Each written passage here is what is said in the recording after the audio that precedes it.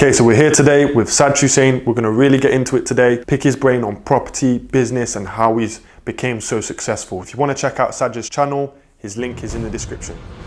Okay, welcome everybody. We're here today with Saj Hussain. Now, I've been following you, Saj, for a long time, and I definitely look up to you, and I've been following your work in terms of property development. So for those of you that don't know, he's a property developer from Birmingham, and he's done so many projects. You've got a lot of JV partnerships going on, and he has over 20 staff working for him on his various different businesses. So he's definitely someone that we need to really listen to and try and today pick your brain and just hear all about your journey, how you got started and things like that. So thank you so much for taking the time to come and see me today. So Saj, how did you get started? Like, what's your kind of backstory? So I guess depending on how far back we go, at a young age I was fairly driven and motivated. You know, we came from a fairly humble background.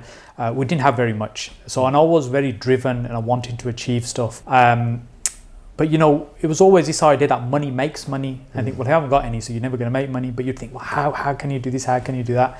And I grew up in the 80s when stockbrokers and Lamborghini Countashes were the thing. That's what we all aspired to. So really, as I kind of got older, I'd made the decision I didn't want to work for anybody else. I wanted to just do my own business, run something for myself. And I got involved in IT because I had an interest in IT. I was selling computer games when I was 13 at school. Wow. And then it just transpired that was married that interest in IT into a business, and it just happened that way. And I ran an IT company, and I did that for about 15 years. I did quite well. I made, I did very well out of it, made good money out of it. Yeah. And then I managed to screw it all up and fall flat on my face, and I just literally wiped myself out. So I got to a point where I literally didn't have anything left. I was just wiped out completely. So what would you say the biggest lesson from that was? I learned a huge amount on the way down than I did on the way up, let's say. On the way up, you think everything you touch turns to gold, and I thought it was Medusa, like, oh, I couldn't turn anything into gold. But actually you realize some of it's just fate, some of it's timing, you know, some of it is skill, some of it's knowledge, some of it's people. It isn't all down to me, myself and I producing everything. It's all these combination of things. And then really on the way down, I also learned that actually you realize, you know, who's a true friend and connection as well, because when the money disappears, you find a lot of people just disappear with it as well. Yeah, wow. And that's really what got me interested in property at that moment in time, because, you know, my wife and I had bought a property by accident some years ago. Yeah. And she'd said to me, look, you know, what's the one thing we've done that's made us the most amount of money, we've done the least? And this property just went up and up in price.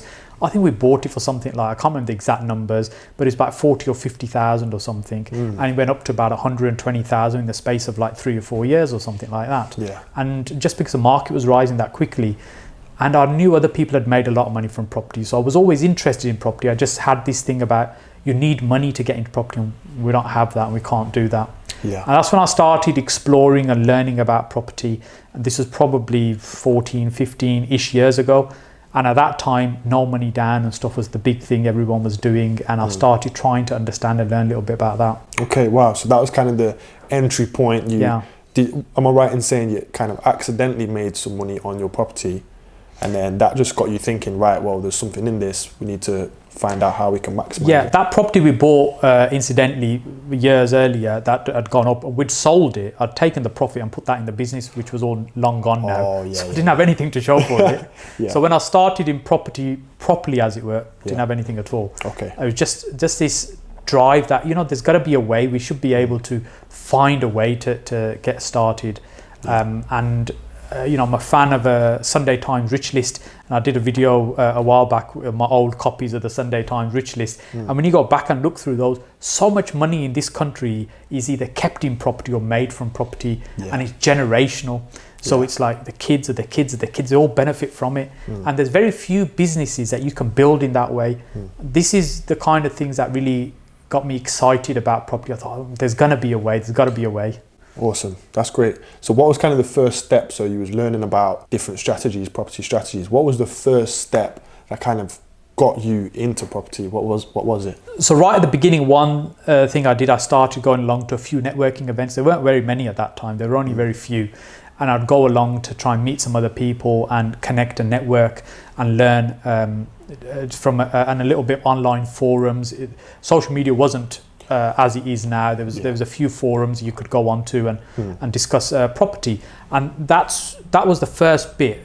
But very quickly I realised I was getting overwhelmed because there's all these terms and acronyms you'd hear about, but you didn't really quite understand. So I thought I need to skill up, I need to learn. So I was reading about property. I was trying to get onto some basic free courses and free bits and bobs. So really I was just kind of scrape together bits of knowledge to learn how to do it. But you know, my first 2 years in property were really, really tough, and I didn't have anything to show for it at the end of those 2 years, because I was trying all these things, and trying being the optimum word, because I was trying a bit of this and trying a bit of that. You know, I'd go along to an event and I'd hear a speaker talking about, oh, you know, you can do HMOs and you can make £1,000. I'm thinking, that's what I need to do, and I need to learn about that. And, you know, a few weeks later or a month or two later, you'd hear a different speaker talking about, oh, you can buy houses, no money down, and you don't need any money. And I'm thinking, oh man, that's what I need to do. And I was just jumping around. One thing I did do, which served me well even now, is I learnt a lot, because I was trying to learn all this stuff, but I was just not getting any results. Yeah. Because my knowledge wasn't deep enough. It was just at the surface level. Yeah. And yes, I understood how this concept worked, but when you actually go and apply it, you think, well, what happens now? What do I say here? And what about this contract? How does that work? You don't know any of that. You don't have that deep information. And so that's why I really struggled, and I just jumped around, and I completely lacked focus for a couple of years. Okay. So what was that feeling like of knowing that these strategies are working for certain people, but you're trying to do them for yourself and it just wasn't working? Do you remember how that felt? If you can try and picture back. You know, I knew there was this worked for sure, because I was going along to lots of networking events by then. Any one local I could get to, because I could afford a few quid of getting into an event or something. And that's what I was doing. I was going to so many events. I'd come back buzzing because I'd just learnt about somebody or met somebody who'd made so much money in such a short space of time. And I'm thinking, and I was inspired, and I was really fired up that this definitely can be done. Yeah. And I'd come back, and then I'd explain this to my wife. And my wife thought I'd just join some kind of crazy cult. I'd come bouncing off the walls. Yeah, we're going to do this. We're going to do this. And because she wasn't there, she wasn't experiencing it. So she was being supportive, but she was getting to the point where I say, look, you know, maybe now's the time you need to get a proper job. Yeah. Do you know what I mean? We've got bills to pay. You can't do this. You've got kids. You know, you got to sort yourself out. And I was thinking, oh, it's going to be a way. It's got to be a way.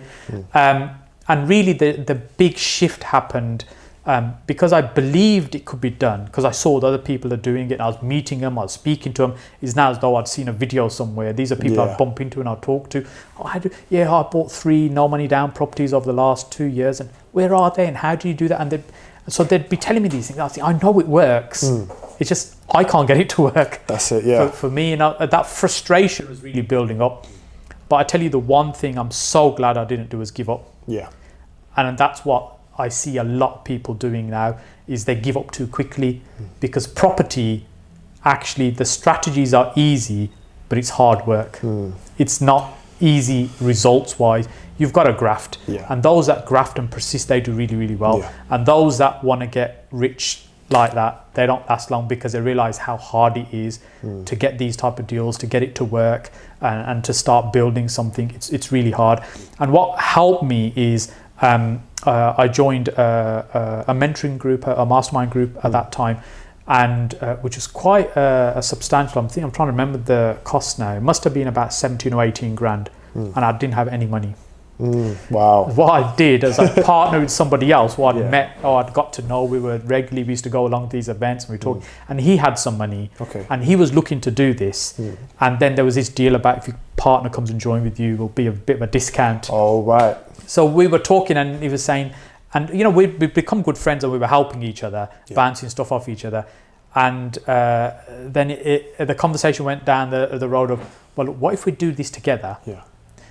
And if he pays for it, what I'll do, the first deals we'll do, I'll repay him out of that. Yeah. And I did that, and I tell you, when I went home that day, I was excited, but I was so scared as well. But what have I committed to? I can imagine, yeah. I mean, I've just signed up to this thing. I've got no money. Yeah. I've committed to this guy who trusts me now, that I've got to pay him as well.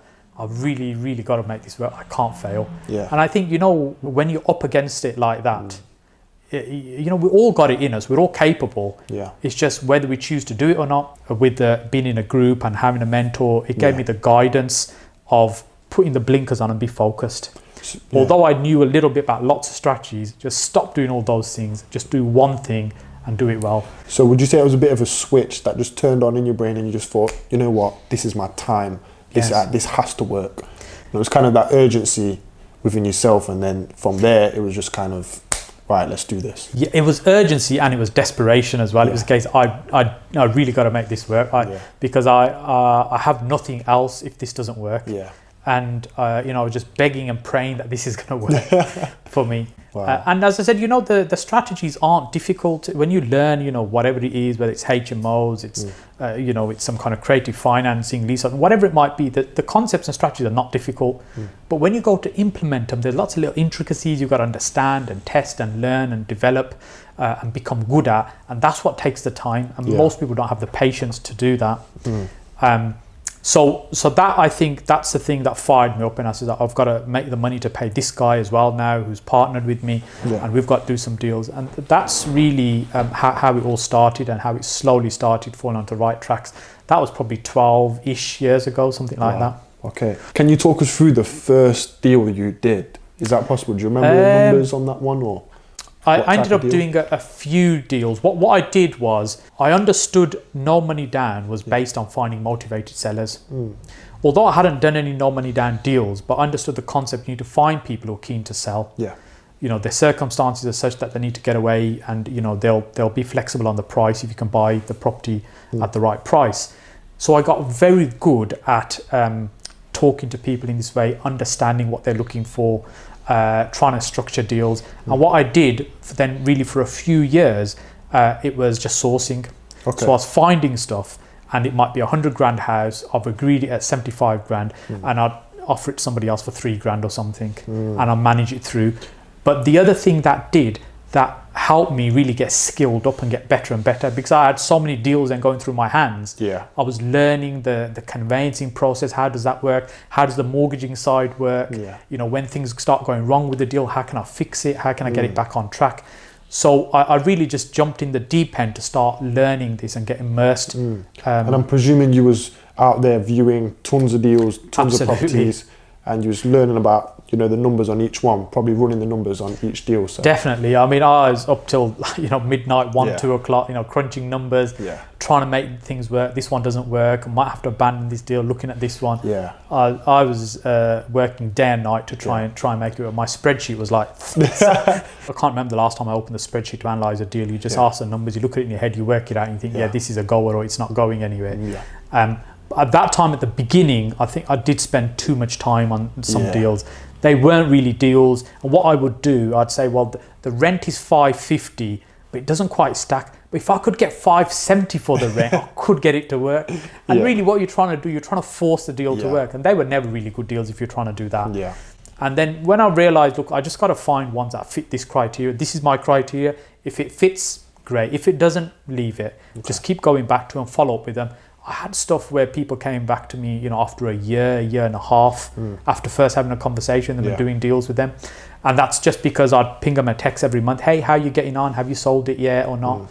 Oh, no, I'm still trying, whatever. And then because you're kind of just constantly there, when their circumstances change, they think of you because you've just constantly been there. Yeah. And the deal just happens. So I think there's something really massive for anyone watching. That's a big, big tip and a big thing you can implement is, be there at the right time, follow up, definitely follow up with anyone that's trying to sell their house. You're talking more about direct to landlord. Yes, this is pretty much, most of this was direct to sellers.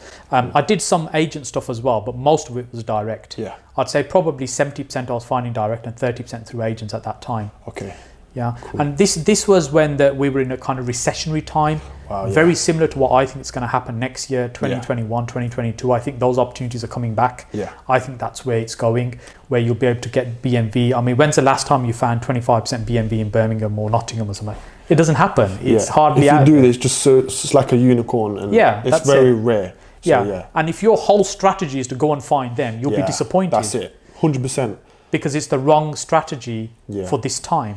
Yeah, but people are saying to me, oh, Luigi, should I wait right now? Should I wait? Or should I just go ahead and try and find something? And I've just said, if you do like a deal where you can do a planning game. So for example, one I'm buying now has a large corner plot.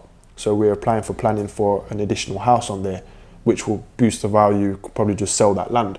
So I think those type of deals are great right now. Yes. What's your thoughts? Do you think people should wait, sit on their hands? What's your thoughts on that? Yeah, I think sitting on your hands is definitely not a strategy. Yeah. And I think we should always be out there, we should always be looking, but we should have clear criteria what we're looking for. I think the people that struggle the most is that they don't actually know what they're looking for. Yeah. They're looking for a deal. Well, what does that mean? Explain to me what a deal means. And most people can't. And when they're in that position, unfortunately, what it means is they don't recognize the deal when it does show up. Because they don't have this criteria. And it's not hard to set a criteria. It's whatever works for you. And my criteria will be different to yours, different to somebody watching. It's whatever works for that person. So some people it will be, well, I want to get this much return on my cash. Some people will be, I want to buy this much equity discount. Someone it might be this much cash flow. Everyone's criteria is different. But when you've got a criteria, then what you're doing, you're scooping stuff up and see if it fits. If it fits, great, you look at it. So yeah, if it's a good deal and if it works for you and it meets your criteria, then absolutely you should be looking. You should be looking all the time. But if you're doing things like, for example, flipping property, you've got to right now, you've got to be realistic and be mindful that, look, the market could change. What if it drops 10, 15, 20% next year and you're looking to sell at that point? That's all your profit gone out the window. So maybe having a plan B in that situation. So I say at the moment, we're still actively looking, but rather than looking for good deals, we're looking for fantastic deals. Okay, wicked. I love that. But what will probably happen is if the market slows down, or if we go into a drop where prices start dropping, and then you'll find that some of these people that are holding these sites and these land, they'll start letting go of it because they'll know now that they're in trouble. Not everybody, but some of them will be. And these same sites that are overpriced now will pick up at a very good price. And you'll be there following up. Yeah, absolutely. Like, hey, how are you? Absolutely. Are you in enough pain yet? So how long have you been in property for? So I talk about being in property about 15 years, but I quite openly say I achieved bugger all in my first 2 years. It was because my first 2 years was just trying to learn and figure out and find. So I really made money, small amounts of money, probably by year 3. So what was your favorite deal, your favorite property deal that you've done so far? I guess my favourite one is probably one of the most recent ones. I was talking about building houses just now. It's probably that. I have a recent one. We're building 4 new houses. That's probably my most favourite deal because the person that found the deal is my business partner on the project, Russell, and this particular one. He found the project. And what we did, I negotiated it with the sellers through the agent. There were a number of issues with it. It went on for a number of months. We got the price down. We got some tax on there that was removed off it and stuff, just to get the numbers to work. So I did some of the negotiation stuff up front to get that to work. And then we bought it for cash, the site, and I used investor money for that, which is really how I kind of built the business. And that paid for the site. And then I went to crowdfunding platform to raise the money, which is about £1 million from them to build it out. And then I've probably been to site maybe 5-6 times since we've done this project, and we're doing a handover in, I think at the either later this week or early next week, and I'll probably go to site then.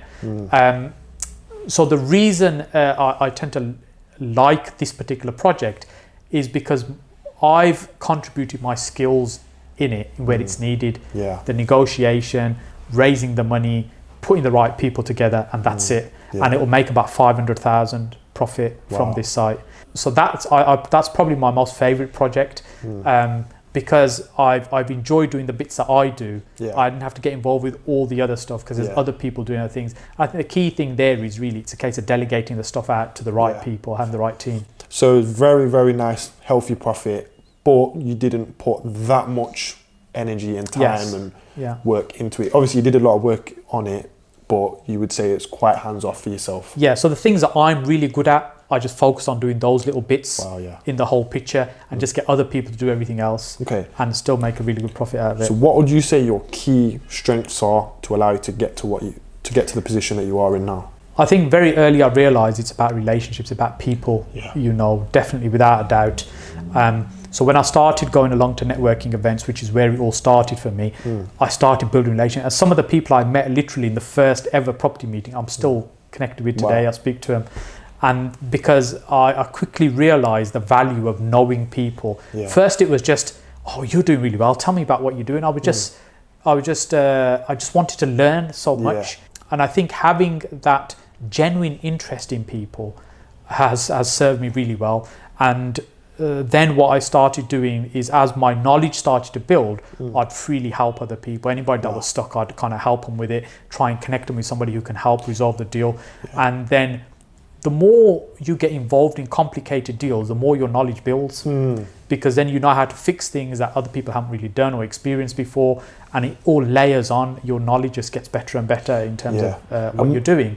So I think the skill of people, connecting with people, building relationships has been the biggest one for me. That's what's got me amazing deals, and that's what's got me substantial amounts of funds for deals. Okay, wow, so that's powerful, guys. Relationship game, I 100% believe that as well. I definitely think, you know, getting yourself out there, meeting people, that's so crucial. And it is, you know, forming relationships. You know, if you've got a direct to landlord deal or something like that, then having a great relationship can close you a deal, and you know, it can be win-win situations. So absolutely. You know, when I was first sourcing deals at the beginning, I'd find the deal, I'd agree something with the seller, then I'd go off and try and sell that deal to somebody, and the seller won't have signed no paperwork with me, because they trusted me and I trusted them, that actually with a shock on it, they're not going to let me down. And occasionally you would have somebody that try and bypass you and try and go and do a deal. And you know what, over the years I lost a few deals like that because I didn't have paperwork, and I'm not saying that's the right way to do it, but the point I'm trying to emphasize is that, you know, spending time on the relationship for me is really important, and that's really helped me quite a lot. Wow. Okay, am I right in saying your first few deals were basically property sourcing and then management of the refurb? Yeah, so there wasn't even no refurbs at that stage. At the beginning, I was just sourcing deals and just selling them on. And I was just selling the deals on. I did get very, very good at it. I wasn't doing massive volumes. A friend of mine at the time, who, you know, I learned a lot of stuff from as well. You know, we still do some stuff together now. It was actually funny enough, we've done some projects together. Now, they were churning out 30, 40 deals a month. And they were like a machine. They were churning out. So, but just by being connected to the right people, it meant you could tap into that sometimes, either get a deal from them or give them a deal or something like that. The thing is, I realized, stick to one thing and become really good at it. So I become really good at sourcing, and actually you realize over time that skill will serve you for many, many years, because when you can find deals, you'll always, you know, make money in property. If you just use different strategies to make money from property. And although that was going well, it was, you know, I was kind of keeping a roof over my head, paying the bills and stuff. You know, I wasn't going to get rich out of sourcing, because it's very time intensive, and the failure rate is high as well. What I mean by that is, say you've got 10 deals, probably 3 or 4 of them will never complete. You've done all the work, last minute they're going to fall out of bed. And then you're so stressed that, you know, you've done all the work and you're not going to get paid. And then we had one deal like this where it was about to get repossessed. We've been talking to the seller for months, and I'd had the deal structured with them, and I had somebody to buy as well. But then the guy that was going to buy was really a little bit unsure about the numbers were quite right. I remember talking about squeezing the numbers a little bit. He was thinking, I'm not sure this is quite right. And I'm saying, no, it is. I'm telling you, it's a good deal. And obviously when you're selling the deal, you've got vested interest in selling the deal. And they obviously want to do their due diligence, make sure it's right for them. And, you know, I've never sold any crap deals or anything like that, because I believe reputation is important. But, you know, everyone needs to decide what's right for them. And he was a little bit unsure. It got to a point where this guy was going to lose his house because it's about to get repossessed anyway. And I thought, you know, I've spent months talking to this guy trying to do this. He's going to lose his house. The investor's going to lose out on a good deal, and I'm going to make nothing out of this. So in the end, what we agreed on, I says, I'll tell you what, if you buy the deal, don't pay me a fee. Take the deal. And what I'll do is I'll deliver what I said it was going to do, and then we can just share the profit on the rent or something like that. Because I thought the deal's gone anyway now. And so he did, and that's what he did. He bought the deal, and that was really my first accidental move into joint ventures. Wow, okay. Do you see? So what we did, we ended up partnering on that deal. So I did the light refurb, I got it tenanted, it actually did get the rent we said we would get. And, you know, I was making, I don't know, it was about 47 quid a month or something. I can't remember exactly what it was now. And the penny still didn't drop at that point. But then soon after, I started to realize that actually, rather than taking 3 grand, 4 grand, in fact, I was even charging like 7 grand on some deals if it was a meaty, juicy deal, because people would pay it because the value was in there. But the thing is about these little £47, £50, 150 quid, if you do enough of these, it'll add up and you can start building more of a passive income. So that's really what got me thinking about, actually, maybe I should start buying some of this with other people, even though I can't go and get the mortgage, I haven't got the deposit or whatever it might be, but I could partner with other people. And that's how I started partnering by accident and started joint venturing with other people.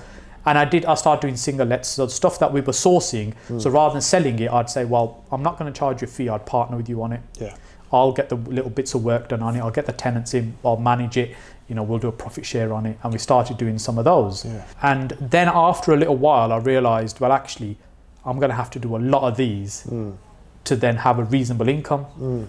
And that's what started getting me curious about HMOs. Wow, it's all making sense. So, right, let's take it back a second here. So the first kind of, would you say, property purchase that you did, since obviously your family home back then, but we're talking, you did your sourcing, and then the first kind of JV you did. Can you talk us through that again, just so to see? Yeah, so I can't remember the exact numbers. It was such a long time ago now. It was probably about 10-ish years ago. What I did, I sourced the deal. It was about to get repossessed direct from the vendor. We'd been talking for months. We couldn't agree a figure. And in the end, he said, look, that's fine. I'll do the deal, because he was about to lose the house anyway. Person I was going to sell the deal to, they weren't quite happy with the numbers. They were saying, it's not going to achieve this much rent. I think you're being too ambitious. And they weren't going to buy the deal. And the whole thing was just going to go to pot. And I said to him, look, just take the deal. I'll get it a refurb. It was only a decorating and carpets and stuff. And I'll get the tenants in. And then, so you'll get the numbers that you're saying. That won't happen. I'll prove it to you. And then we can just share the profit on it. So the monthly profit, that's what you split? The monthly rent profit. Okay, perfect. And we split the equity on it as well. So it was a 50-50 in the sense that, so now what I say is, now I use my time, skill and experience. I find the opportunities. I partner with people who've got the money, and we share the profit. But that's kind of what I did by accident at that point.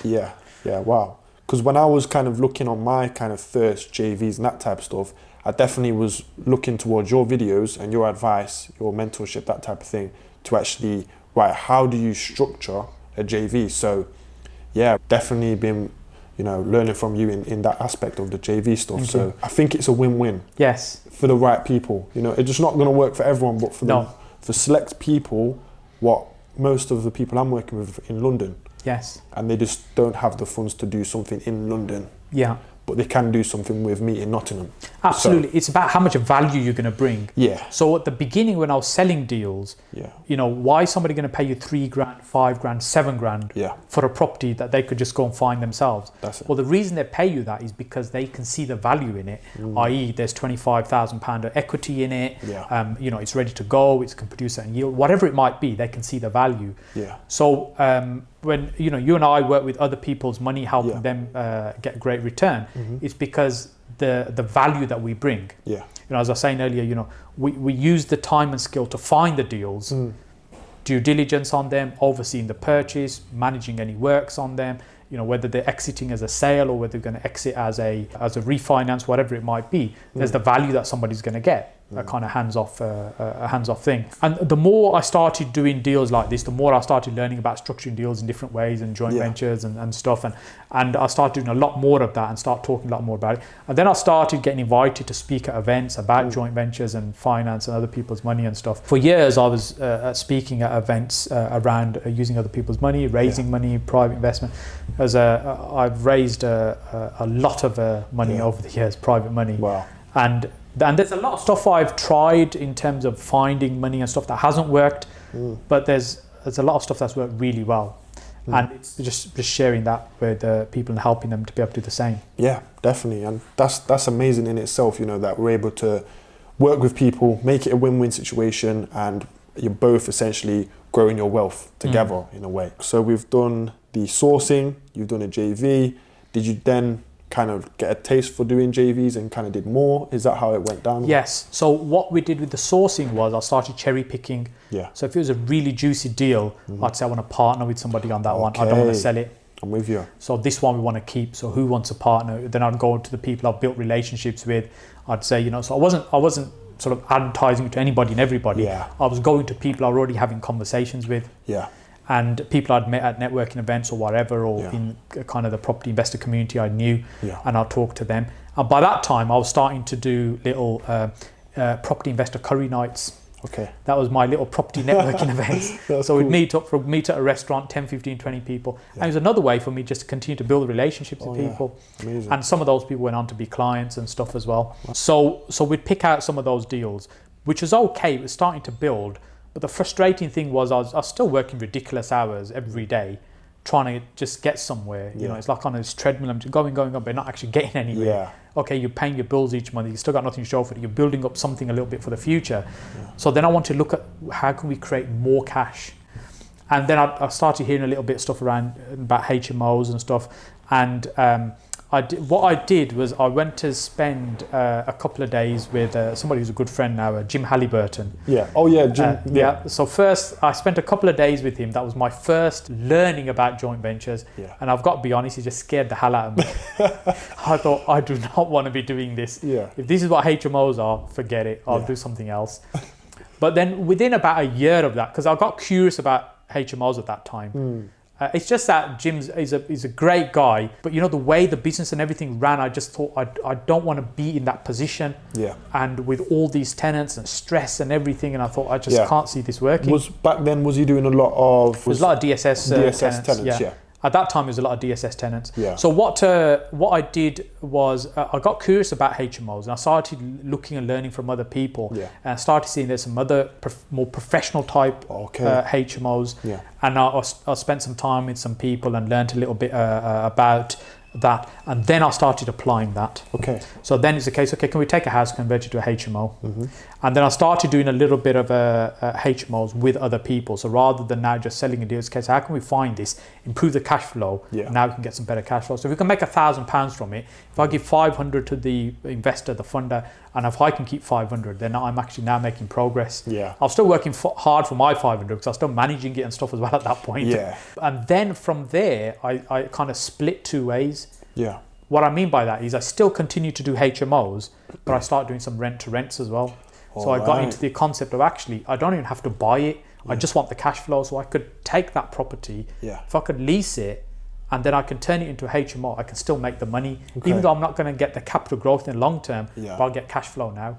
And was this before Article 4? Yeah, this Article 4 only came into Birmingham this year. Yeah. Yeah. So I've been doing HMO about 10-ish years now. Because I do have quite a few people that do rent to rent that do look on my channel. I personally don't focus on rent to rent, but if a great deal came, I would do it. Yes. But you know, if you was to say now, do you think it would be a lot harder to do that strategy now as opposed to back then? Yeah, it's definitely harder. There's no doubt about it. Yeah. Because what happens with strategies, they become flavour of the month. Yeah. Do you see? Yeah. So I started teaching rent to rent about 7 years ago, doing some training courses around rent to rent. Basically, what I'd learned, how I got it working, I was just showing it to other people. Yeah, 100%. And you know, when we'd ring up the agent and we'd say, look, you know, we're interested in property, would the landlord be interested in guaranteed rent and stuff? We'd have that kind of conversation with them. If you did that today, they'd say, you mean rent to rent? Because it's much more out there now. Yeah. It's much more common, so it's much more harder. Even some agents are wised up and do it themselves now, rather than give the property to somebody else. I don't blame them. Yeah, absolutely. Yeah. So yeah, it's much harder, but it doesn't mean it doesn't work. Yeah. So even recently, I've done a few rent to rents. Not that I've actively been looking at them. Yeah. It's just if something falls on your lap and you see it's a good deal, I think why not? You know, why not do it? Makes sense, right? Yeah. And we've done some social housing recently where I've really, that's completely new for us. Yeah. Supported living and stuff, we've not been involved in that. So we have about 500 rooms we manage in Birmingham, our own, and others that we manage professional let. So this is now building up a separate thing. Yeah. It's the way I look at it now, it's a case you're building separate businesses. Yeah. See, they have an overlap in the sense that they're all within the property space, and we've got some synergies within the businesses. Yeah. We run them all from our offices here, but they're all different businesses. We have different teams of people running them. And with the social housing, again, for some of the early ones are just rent to rents. So we take on a property from a landlord, we'll pay them a fixed fee, you know, we'll tidy it up a little bit, we'll get it ready, we'll give it to a partner who'll deliver the support stuff. We'll still make about £500 a month out of it. Yeah. So if we set up, you know, say 10 of these and it's generating £5,000 a month, as a little sideline business. It's a nice way to test it before we decide to go in. Yeah.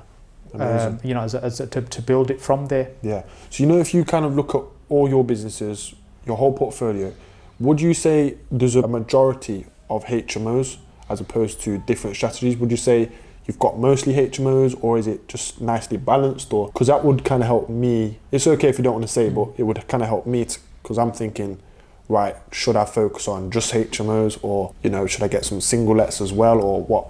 Yes. Yeah, and you know, that's a great question, and I've absolutely no qualms in answering it. Most of my portfolio is HMOs, and that's what I like, because you know, we've having hundreds and hundreds of rooms, you systemize how it's run, and it runs really well, and you're at the top of the game in the sense that you really understand the market, where the opportunities are, and you're kind of ahead of the game because you see the volume of what's going on. So that's what I enjoy doing. But Birmingham's Article 4 now, so we'll evolve slightly. We won't carry on growing that as fast as we have. So the portfolio is mostly HMOs with some single lets and stuff in there. But I have done lots and lots of different strategies. You know, lease options, assisted sales, creative financing, you know, vendor financing, planning gain, you know, building stuff, commercial to residential. I've done so many different things, and sometimes it's because I just enjoy the kind of learning and trying something new and see how it worked for us, and how can we venture into something a little bit different. But if somebody's starting now and it's a case, okay, that's fine, but how can I start? How can I do that? I would go back to what I was saying earlier, but you just got to get clear about why do you want to do property. And often it's people either want to build an income so they can live off that. They want to build an income to replace their job so they can get out their job and live off that property income, or they're building something for the future. So it's either a sideline, a replacement, or something for the future. It's one of those. So you've got to work out which one of those you fit into, which is going to be the right one for you, and then see which is going to be the right strategy to be able to do that. So it might be HMOs, or it might be service accommodation. So for instance, I was speaking to somebody this morning who wanted some help. You know, he's got I think it's about £50,000, and he wants to do flips. And I said, well, look, and he's working full time as well. And I said, wouldn't it be better to try and just build up some income first? He's in a location where I think he could do quite well from just say rent to service accommodation type model. That will give him some cash flow. You know, 2-3 grand a month, it's enough comfortably for him to live on, and then you can start moving into some other stuff. And he'd just bought his first home as well. I said, look, you know, if there's some profit in that, you could do that up, live in there a year, sell it, you've got another pot of cash to be able to move on, and you're not going to pay any tax doing that either, if that's what you're doing as well as they go along. And it's building a strategy that's personal to each person's circumstances that works. I think it's a mistake just looking at somebody else and say, I'll just do what they're doing. You've got to find what's the right so what's thing right for yourself. Okay. So would you say being creative in property has been helpful for yourself?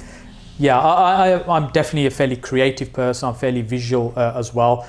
And creative also means that, you know, you come up with 100 ideas a day. So we're going to do this and we're going to do that. And my wife is very grounding. So she works in our account side of the business. And so she's very good at saying, do you think we should just finish this stuff first before we go off and do that as well? Take this on as well. So she's very, let's say, balancing for me. And I think creativity is something that you can really benefit from in property. When you're looking at deals, in how can you add value to this? Or how can I resolve the seller's problem? Or how can I help this investor get the returns that they want by working with me in these type of deals? All that comes from having some kind of creativity. And you know, if people say, oh, I'm not that creative, and that's because you haven't tried. Try be creative, look at things, and we all have some creativity in us, and just some people will be more creative than others. And we don't have to think too far out of the box to come up with solutions for a lot of the stuff in property anyway. Well, okay. So Saj, this is a bit more of a technical question. So with HMOs, you know, if you was to buy a family home in a non-Article 4 area, convert it to a HMO, for example, a 6-bed HMO, so you didn't need the planning permission, you just made it to a 6-bed HMO, got the license, that got approved, would you get the certificate of lawfulness on the HMO? Well, if it's in a non-Article 4 area, then you're allowed to change its use from what's known as C3 to C4, the planning classification. You can change it. You don't need any permission. It's a permitted development right. Now, sometimes when you go to refinance, some lenders will ask you for, oh, well, you know, I know you're allowed to do it, but we want to be double, triple sure. And we want you to go and get a certificate of. So from that point of view, it can be beneficial to just do it and get it anyway, because it's just like a rubber stamp saying that the council know you run this as a HMO. Otherwise, if you think about it, if you take a family house, you convert it to a HMO, yes, you've got a license, so licensing are aware, but planning may never be aware that this is a HMO. And that sometimes the lenders can be overly cautious and that they want you to go through that extra step just as a little bit of protection for them. Yeah, because that happened to me and it added on like 3 or 4 months onto one of my projects. And obviously, when I'm starting out, 3 or 4 months is a long time. Yes. So essentially, my question is, would you recommend I do it every time I do a new conversion, like straight away? There's no harm in doing it. You've got nothing to lose. It'll cost you a little bit of money for the paperwork and stuff. And it's just then a waiting game. You send the paperwork in and you just wait. And generally, I wouldn't expect you to have any difficulty getting it approved. It's just a process to go through. So I say there's no harm, particularly if you've already gone through remortgaging and you've had a couple of hurdles like that. Yeah. Have you ever had it where, so it's in a non-horticultural area, it's currently a family home, say it's a 4-bed family home that you want to turn to a 6-bedroom HMO, but the parking is there's not that much parking. Have you ever had a situation where the license got rejected based off the parking? Not licensed, not in Birmingham. So my experience is Birmingham, surrounding areas, Solihull, Dudley, they're kind of the main areas that we'd work in. And Sandwell as well. So we haven't had any issue with parking. Parking generally is a planning thing. Planning will normally get involved. Licensing are interesting in that the house is safe from a fire point of view. It's sufficient amenities for the people that are going to be living there. They look at the person who's going to be running it. You know, are they a good fit and proper person? That's really what they're interested in. Okay, because there's one that I'm buying now, and it's basically the parking is just a bit. You can park there, but I'm going to make it to a 6-bed HMO. So I'm thinking, am I going to have any issues with the licensing? I would check with them beforehand. I would just ping them a message and say, look, we're looking to purchase a house on this street. And you know, I just want to confirm that the lack of parking has no bearing on the license application. Okay. Just as a clarification, so you've got that. But then it's like, have I opened up a can of worms by doing it? No, you don't have to give them the address. Oh, okay. All right, cool. Okay, I'll try that. You just tell them roughly where it is. Okay, cool. So, Saj, what keeps you motivated when it comes to business, property, and what keeps you going? I do love what I do, and I still work silly hours. You know, I don't have to work as hard as I do, but I do enjoy it. I do get a buzz from it. And I said to my wife the other day, I think it was Thursday or Wednesday last week, and I said, you know what, I don't feel like doing anything today. I'm just going to take a day off. It's like a Sunday. And she says to me, a Sunday is no different for you. It's a work day anyway. You're working all the time, so you can't say it's a Sunday. But it's good that taking a bit of time off. So I am a workaholic. I do work really hard. I enjoy what I do. And there is some stuff we do which is stressful and stuff. But you know what really motivates me, inspires me is that, you know, I feel blessed that what I've achieved so far in life. And my kids, 3 of my kids work with me as well in the business. They're in their 20s. And my youngest one, she's still at school. And, you know, hopefully she might join us at some point in the business as well.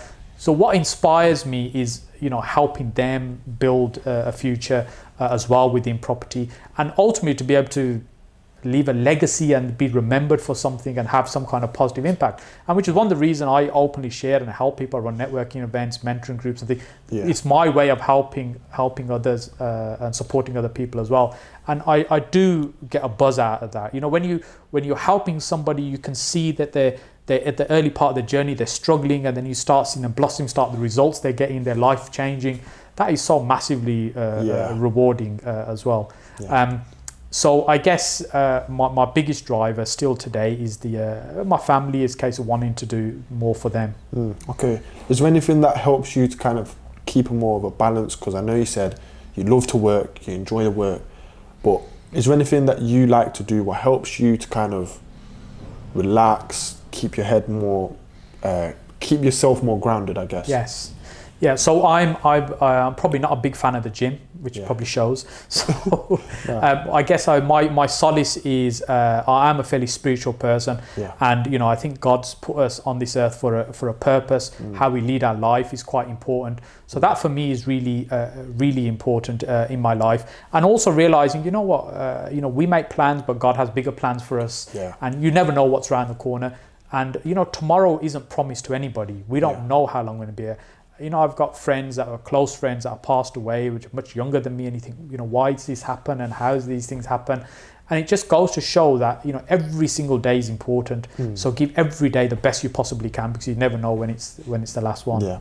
And have you got any like morning routines or anything like that you like to do to make sure you're performing optimally in terms of business and that type of stuff? Yeah, so I'm a fairly early morning person. I like to get up very early. Yeah. And it does evolve, because I don't like solid set routines. So what I mean by that is I'll do something for 3 months and I'll change it slightly, and 3-4 months I'll do something else. Yeah. So I'll change it slightly, but generally speaking, I like to get up very, very early. I like to make sure I've got planned what I want to do that day, and have the day structured. Like generally speaking, on Mondays, I do my mentoring, my coaching stuff. I do some online stuff. I do webinars and things like that.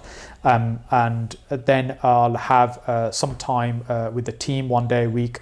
I'll spend some time out at properties or looking at other projects, and then a day reviewing kind of what we've already got, from an admin point of view, any finance, refinance stuff going on. So I try and break up the week in that way. So I'm doing different things, but being productive each day for me is important. Doing as much as we possibly can. And one of the ways of doing that is, it's great to have an amazing team, because they're ultimately what help you achieve everything, is making sure that I'm not doing everything, that I'm passing stuff to other people in the team, and I don't become the block, which sometimes can happen, where people are waiting for me for something, whereas actually I could pass it to somebody else to deal with.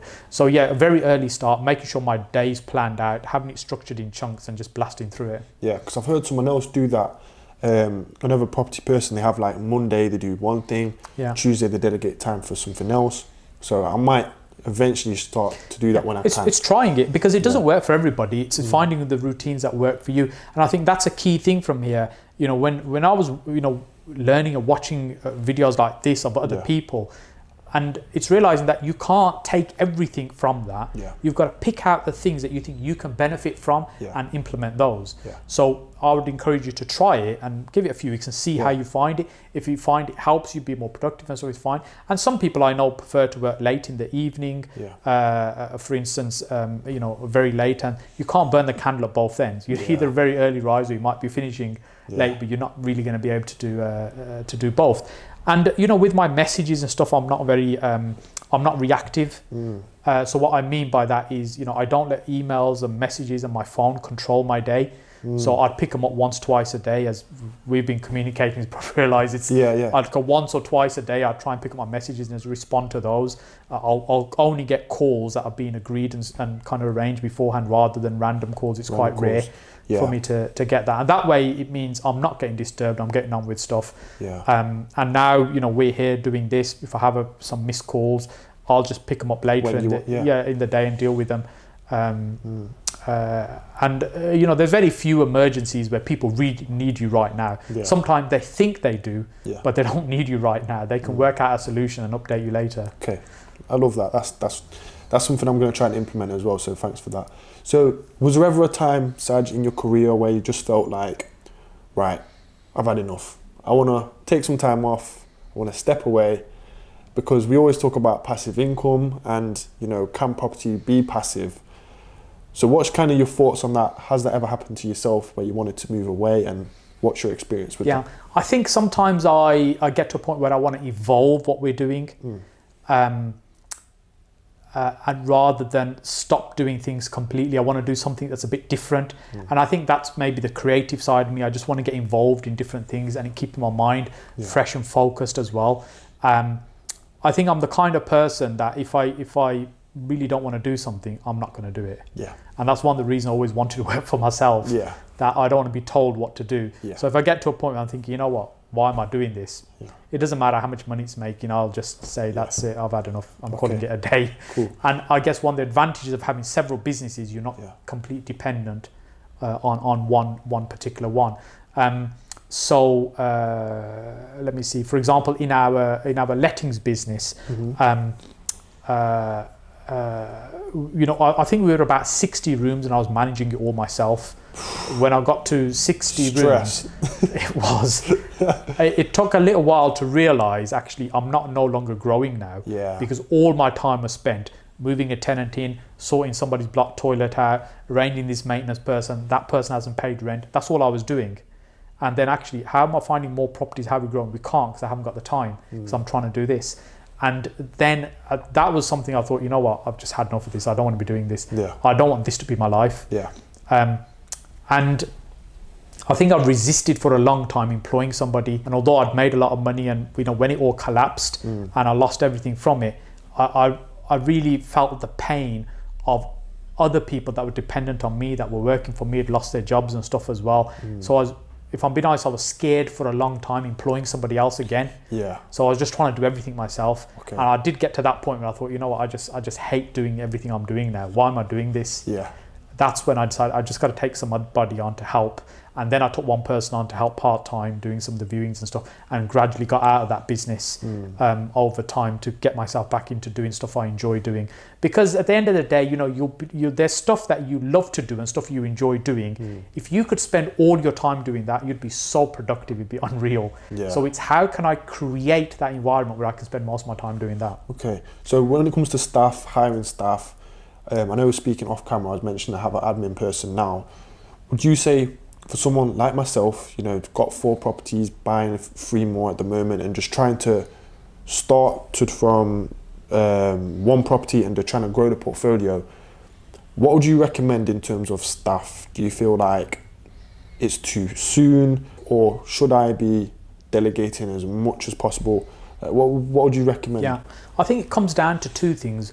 One is primarily personality, in terms of as entrepreneurs, which is essentially what we are when we run our own properties. We're entrepreneurs.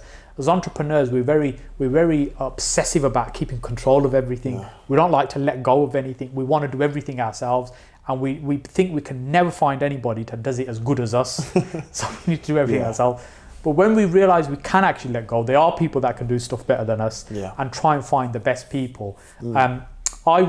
I would break it down to smaller compartments. So what I mean by that is the earliest opportunity you can, hiring a bookkeeper to do a couple of hours a week, even if it's a couple of hours, but then that's that side taken care of, and having somebody doing, a couple of hours a day doing admin, for example.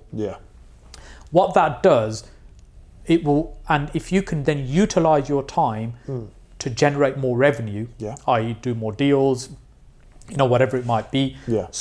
So the time that you've freed yourself up just now by passing this to other people, it means you can generate more revenue. You can pay them, because accounting and admin aren't revenue generating. They cost you money. So you've got to pay their wages, but they don't actually bring any money in. Whereas, for example, if you had, say, a business development manager who was out bringing in investor money for you, that's different than bringing in investment. Is that even a thing? It could be. I didn't know that was a thing. I don't have anyone, by the way, who does that, because I speak to investors myself, because I think ultimately people are investing in me. But I know some other people, friends who do that. They have people who go out looking for the investment for them. But I think ultimately, people buy from people, so I tend to have those conversations myself. So Saj, I know this is a bit of a broad question, but have you got any really burning goals that you're really trying to achieve right now that you wouldn't mind sharing? I want them to change the name of Birmingham to Saj Hussain. Wow. I'm kidding. I have aspirations. Every day I get up and I'm so grateful for the life that I have. I feel completely blessed. And I'm very, very grateful for the life I have. And as I said earlier, I don't claim that it's me that's achieved everything. It's all the people around me. It's the timing, it's connections. It's who, all these things have helped to me to get to where I am today. And yes, there's so much more I want to achieve. I could just pack my bags and say, you know what, I'm not doing anything again, that's it. And I'd be okay for the rest of my life. And my kids will probably be okay as well. But there's that burning desire. I want to do more. So really, I guess I really want to make an imprint into building and developments, and bigger developments in Birmingham. Yeah. I don't think it'll happen in the next year or two, but my longer term plan is bigger developments in Birmingham is really what I'd really, really like to do. Wow, amazing. And I'm presuming you have connections with, say, the larger developers around the Midlands area. Do you find that's helpful in terms of you understanding how everything works, having different connections like that? Oh, so much. By being able to pick up the phone to somebody to help resolve a problem is just massive. Because we could have a challenge that we just don't know how to fix. Yeah. And the people around us, because they're at the same skill level, they don't know how to fix. And by being able to tap into a different skill level, essentially, it means that for them, it's a case of, oh, look, all you need to do is this and this. Yeah. That's how you fix it. And for them, that might be quite insignificant, but actually quite profound for you because it shifts you from here to there. Yeah. So it comes back to that relationships. You know, I've always built great relationships. There's so many people that I could just pick up the phone to and talk to for advice. And I think the reason that's happened is because when I meet people, I always try and give them the best I can. Like we've been speaking off camera, so I'll openly give whatever I can to help that person. And you know, even if you don't mind me sharing, is when we met, I said, what do you want to get from this? And that's my focus. How can I help and serve this person without expecting anything back? When you do that time and time again, what happens is that you build strong connections, and actually you can then pick up the phone when you're stuck with something. If they can't help, they know somebody that can. They'll connect you and find the right person. I 100% would agree, and I think it's helpful for me as well. When you meet people like yourself or other developers, it's definitely helpful because you just got those questions and little things. What you know, you're just a throwaway comment for you, but can really help me, for example. So, and there's just, sorry to interrupt there. There's so many people that helped me in the same way.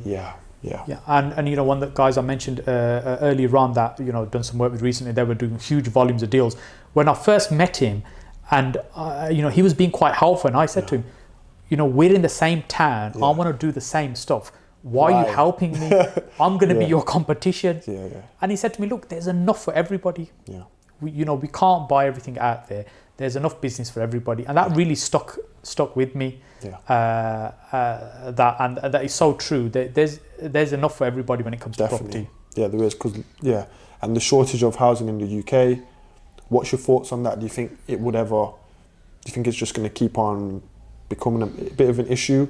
Or, because you know, if you look at the numbers every year, am I right in saying that the shortage of housing is getting worse? So they're not resolving the problem. And when we say they are not resolving the problem, if you think about it from a logical point of view, yes, the UK is an island. We're a tiny little country, and if you look at a map, most of it's green. There's only the cities that are really developed and have towns, but actually the rest of the country is green. So there's no shortage of land for us to build on.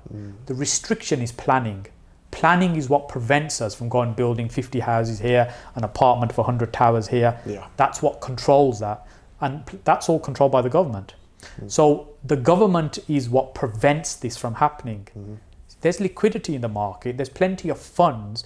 There's huge amounts of investment that is available for those that want to build and develop. But the government restricts that. But that also is what creates the value in prices. If anybody could build whatever they wanted anywhere, then house prices would not be what they are. But so why am I going to pay you 350 grand? I can go and buy that plot over there for 10 grand and build my own. That's it. So, you know, when it comes back to the whole HMO thing, I know you mentioned that the Article 4 in Birmingham came in last year. This year. Earlier this year, Okay. So, do you think it's going to boost the value of all of your HMOs in Birmingham? Yeah, definitely. So, previously, there was a little pocket that was Article 4. That was around the university. And there's a few years ago they bought that in. I can't remember exactly what year it was now. But in that area, the prices rose significantly over the last few years. And that's because you really couldn't create any more there. So now this has happened for the whole of the city. And many people still don't understand or not aware this is happening. We still get in our HMO management agency, we regularly get calls still from people saying, oh, I want to convert this 6-bedroom house. How much, are you going to charge for management? Can you help me with this and that, blah, blah, blah. And we'd say, yeah, have you got planning? Planning? What planning for what? Yeah. We get it all the time still, every day almost. And that's because the awareness isn't necessarily there. But when the awareness is there, that could be a year, 2 years, and then the increase of the number of HMOs kind of pretty much peters off. Yeah. What we'll see is then the prices, I think, will start to rise, because then it is a supply and demand. Then that time people will realize there's a restriction in the supply and the demand is still there, and then the prices will start going up. Yeah. So, okay. So, if we was to look at, say if you was personally looking at a deal in outside of the Article 4 area, and it was a large, say 5-bedroom house, and you wanted to turn it to an 8-bed or 9-bedroom HMO, it's not in the Article 4 area. Is it likely, if everything meets all the requirements, if everything, it's not going to affect the neighbourhood majorly, is it likely to be accepted for planning, would you say? Or does it just completely depend on each council and that type of thing? Yeah, I mean, that is a really good question.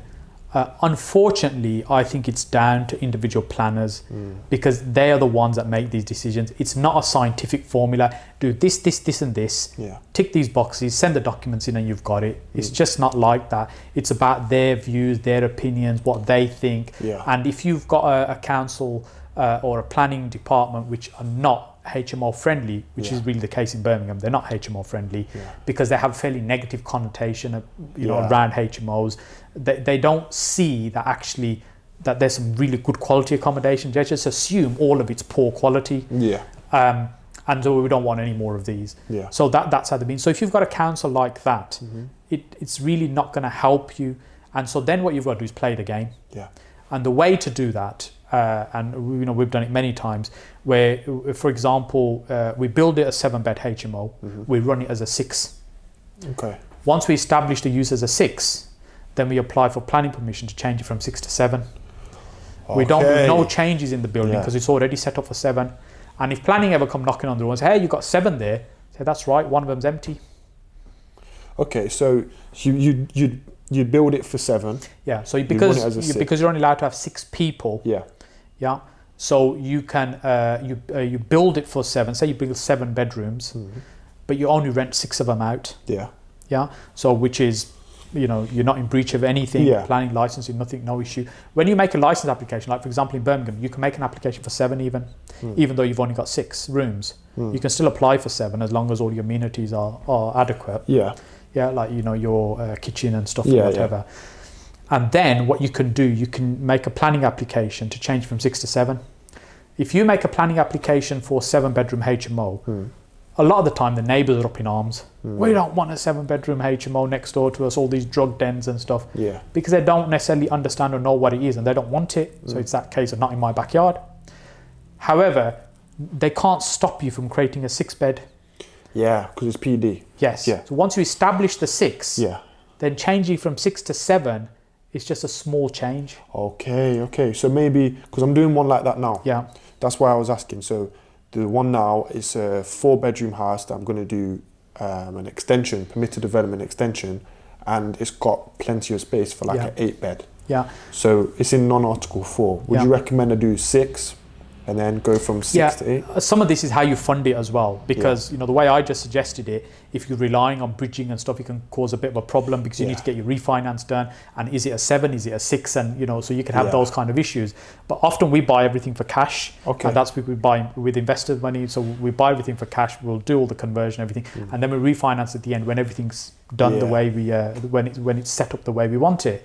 So if you put an extension on now as a C3 house, you can do that under permitted development. But if you convert it to a HMO, then you can't put another extension on. You have to go back to planning because for a HMO, you don't have the permitted development rights building the extension. You can't convert the dormer loft. You need planning. So you're better to make all the volume changes and then as a C3. Then you operate it as a C4 up to 6 people, and then you take them up a step. That's how I would. Would you say there's a certain time limit that you'd recommend I do it? So say I have it as a 6-bed for say 4 months. Or Yeah, it just even as soon as it's operational, as soon as it's established, your license is there and things. And like in Birmingham, for example, it takes about a year to get a license. Yeah, It's crazy, the backlog. So I'm not sure what the situation is in it's pretty your much area. it can be the same. Yeah, as long as they've acknowledged they've got your application, it's in the system. You know, that's fine. You know, you can carry on. That's generally the process, as long as your application is submitted. Yeah. So would you say put in for a 6-bed license? Yeah. Or you can put it in for 7, because if one of your rooms is big enough, Yeah. you could have a couple in that. Yeah. So again, I'm not sure how the licensing works there, Yeah. but you could make an application for a license for 7 people. Yeah. But you still only have 6. Yeah. You don't put 7 people in it, because you haven't got planning permission for 7. Yeah. But now you've got a license for 7. Yeah. Okay, I'm with you. I think I'm with you. Yeah. I think I've got you. This is what I mean about you have to play the game, unfortunately, because you know they make it difficult, so you find ways of still getting the outcome you want. Yeah, that's it. Completely legally, nothing's illegal in terms of what I'm suggesting. It's just understanding how it works and making it work in your favour. Yeah. Well, thank you for that. I appreciate it. I think I'll definitely, I might have to book in a coaching call with you. We'll go through a bit more in detail. Okay, so Saj, when it comes to doing extensions and using your permitted development rights, is there any certain developments you can do, what you'd recommend people to definitely don't overlook? So for example, like a side extension, because I find it such a maze finding out what you can do under permitted development. Is there any simple things we can find? Yeah, unfortunately planning isn't simple. Yeah. It is one of those things, and I'm always trying to improve my knowledge on planning. Yeah. I think planning is one of the things that the more time you can spend mastering it, the better it will serve you in the long run. Yeah. But of course, it's always about finding people who have that knowledge. And often, with all due respect, it's not the architects, but it's people like planning consultants. Okay. Do you see? They're better to use, especially if you've got something a little bit more complicated. Yeah. You're going to spend a little bit more money with them, but they've got the knowledge and the expertise to really help you maximize something. And architects, they might have some knowledge and experience, but their real expertise is in how to create an amazing space for you. Yeah. Their expertise is not planning law. Yeah. Which is completely separate. It's just coincidental to what they do. Yeah. And so it's finding people who have that knowledge and understanding. So you can't necessarily say, you can stick a 4-meter extension on this property and anyone like that, because there's so many variables to take into consideration. So I think it's worth spending a little bit of time and money with good planning consultants to guide you through that. And I would always look to maximize everything I can under permitted development and prior approval before looking at planning. Doing an application, okay. Yeah. And then also there's things like pre-apps where you can get some informal advice from the planners around their views on a particular project, what they think, whether it's got any legs or not. Okay. So say if we was to look at property as an asset class, and we was to say you had to choose one type of property to buy for the next 20 years. You're only allowed to choose one type. You had to choose between HMOs, say HMO rooms, flats, normal family homes, like a 3-bed family home. What would you choose? Which one would you go with? I've never been asked a question like that before. Yeah. I guess my instinct straight away says HMOs, because I know I can cash flow them really well. Yeah. And I know as the market changes, let's say in the next 20 years, that's all I could have. Yeah. Then you can repurpose and adapt that property. It could be students, it could be professional lets, it could be asylum seekers, it could be support. You have a model that you can change and adapt and serve different markets in. And it means you will still earn a very good income from it. In terms of the increase in value, there'll be limited value increase, because they're really mostly determined on how much rent that they generate. Yeah. And if you can increase the rent over time, you'll increase the value. So I guess in short, I'd probably say that. But thinking about it, there'd be so many questions I'd want to ask you about. Can I do this? Can I do that? Before I decide which one it would be. So if you... But I'm definitely a fan of HMOs. Okay. So would you say that HMOs have a bright future? HMOs definitely have a future in this country, because there's always going to be a place in the market which is like a halfway between living with the parents to going off and having your own place. And so our market is professional lets, very much like yourself. Yeah. So who is that market primarily? Well, a lot of those are graduates, they're former graduates or former university students. So they've been through a process where they've lived with other people and they're used to that. So this is still a stepping stone for them before they go off and maybe find a partner, live with somebody else or whatever it might be. And so there's still going to be a market for that. And then of course there's the other aspect of HMOs where some people will live in that accommodation because that's all they can afford. Yeah. That's really the budget only allows them to do that. Now, when we look at some of our more expensive rooms, because our rooms really range from about £300 to about £800 a month, so quite a range depending on what they are and the locations. Now, those rooms are way more expensive than a studio flat you could probably get as well. Yeah. So it depends who you're targeting. Like those £800 rooms are really, they're rooms that we let to doctors that are there for a short period of time, contracting and things like that. They'll pay a premium because it's the right location. It's nice quality accommodation. Yeah. So I think there's always going to be a future for HMOs, but it might adapt and evolve. And when I look back at the very first one I did about 10 years ago, it looks nothing like what we do today. What you do it's now. Completely different. Yeah, because I've seen the HMOs you do now and they look really, really nice. I saw the video that you did with, what's that man's name? IDAS who works with me, Yeah, it was really impressive. So, I guess one other question I've got for you, Saj, is about delayed gratification.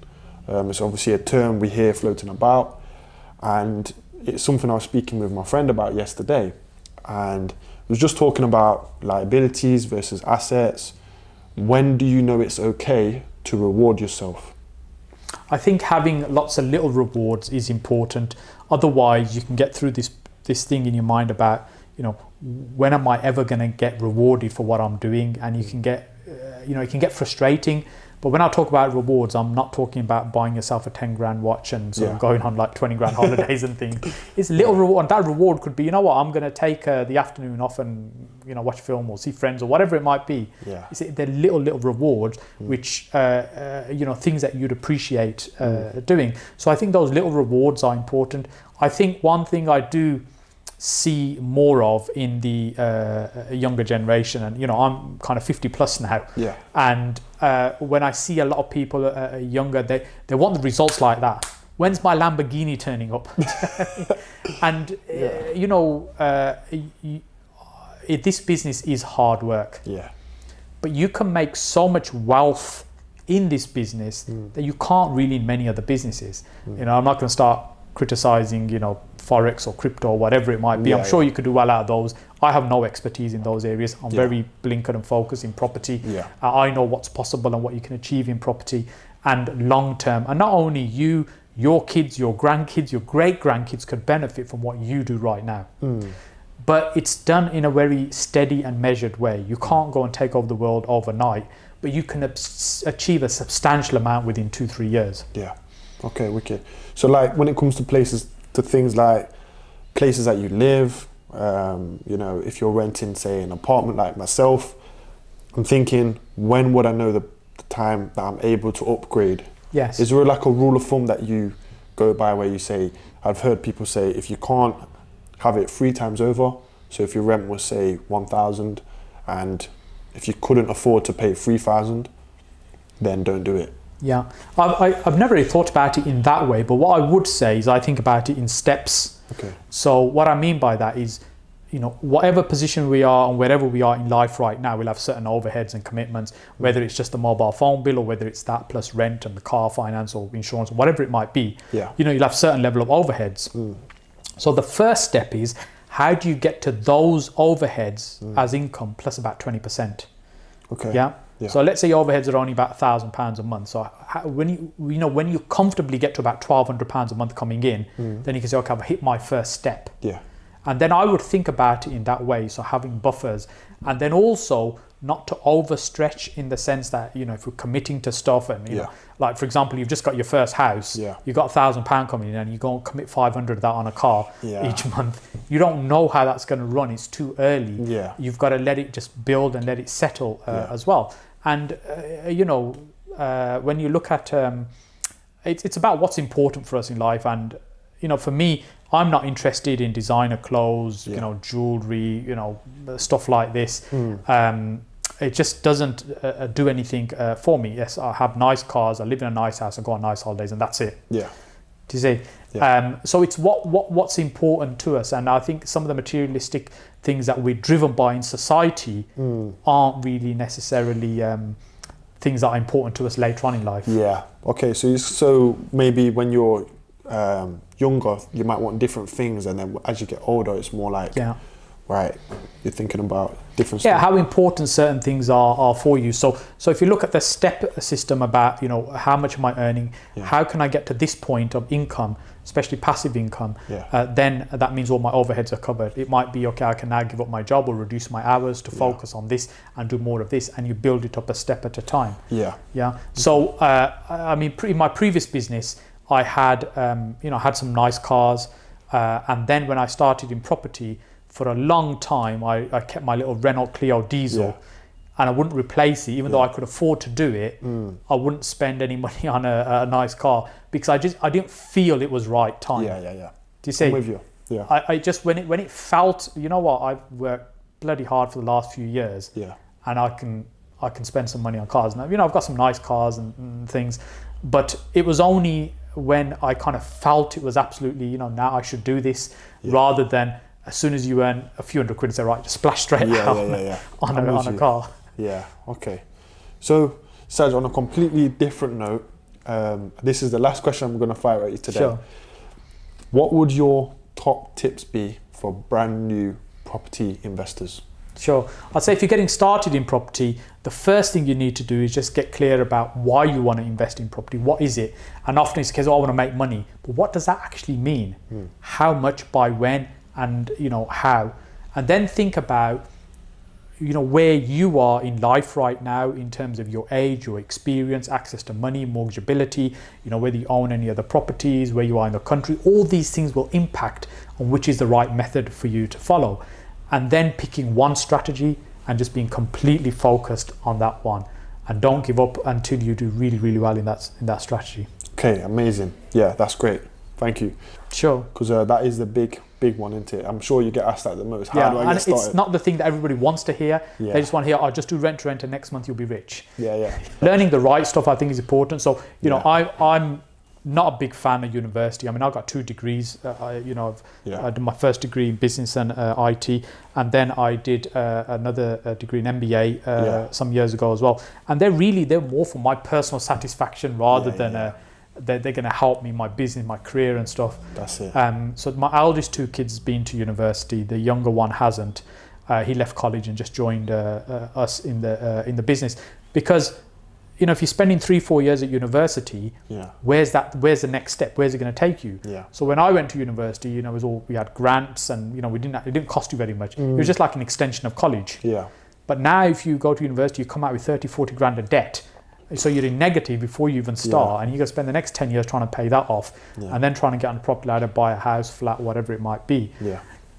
So I think learning the right stuff is important. So, you know, I think learning about business and entrepreneurship, you know, property, that will be more beneficial than going to university doing a business degree, for example. Definitely. But I'm always pushing people to your channel, because when they say, what should I study? I say, listen, go check out Saj Hussain, go check out my stuff. And I say a few other names as well. So, you know, I think you have to be careful what you're listening to. And books wise, have you got any book recommendations? So what's some of my favourite books? So Brian Tracy's Eat That Frog, which is about procrastination and just getting over stuff and getting it done. Then How to Win Friends and Influence People. I've heard of that one. Book. See, I've not read any of those, so I think I'll definitely read them. They're some of my favourite ones. And so they're either productivity or about people. Cool. Because I think a big one is Rich Dad Poor Dad, what everyone kind of pushes out there. It is a great book. So what do you think about that one? I mean, Rich Dad Poor Dad is a good book. But because I've never really been in that corporate environment, it's really about getting out of that corporate environment, understanding you can build stuff for yourself. So I never really it didn't have such a big impact for me. That's the first person I've heard that say that. You know? Everyone else is like, Rich Dad Poor Dad. It's a good book, but I don't think it impacted me as much as some of the other books. And I have read a lot of books, either read or Audible. I'll try and do more on Audible.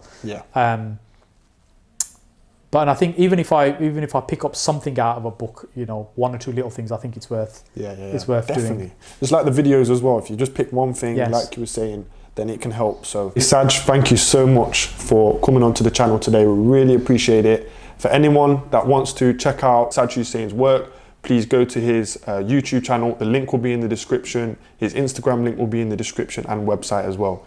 So Saj, thank you so much. Most welcome. Thank you so much.